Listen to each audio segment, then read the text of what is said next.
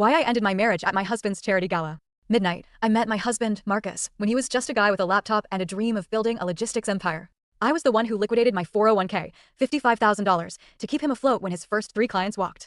I worked 14-hour days, unpaid, for 3 years, handling everything from HR to the actual driving. 025. Once the company hit the big leagues, Marcus told me to take it easy. He hired a flashy new VP of operations, named Chloe. Suddenly, I wasn't needed at the office. I stayed home with our toddler, Ava, thinking I was living the dream. 045, but then, things got weird.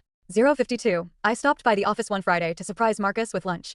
I found Ava sitting on Chloe's lap in the executive suite. 105, Ava looked at her and said, "Mommy, can I have more juice?" Chloe didn't correct her. She just kissed her forehead and said, "Of course, baby." Marcus was standing right there, and he just laughed. 125, "She's just a kid, Sarah," he told me, shrugging it off. "Chloe spends a lot of time with her while I'm working late. Don't be dramatic." 138, dramatic? I found out he'd been taking Ava to daycare at Chloe's house 3 days a week. They were playing house with my daughter, using my money. 155, last night was the company's annual Visionary Gala. Marcus sat Chloe at the head table, right next to his parents. He introduced her as the heart of the company. 210, his mother even winked at her.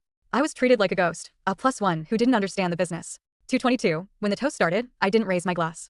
I raised an envelope. 230, I slid it over to Marcus during the main course. It wasn't divorce papers, not yet. It was a formal notice of reclaim. 245, see, that $55,000? It was a loan, documented, and never repaid. And since I worked those first 3 years without a salary, my lawyer calculates that I own 42% of his empire.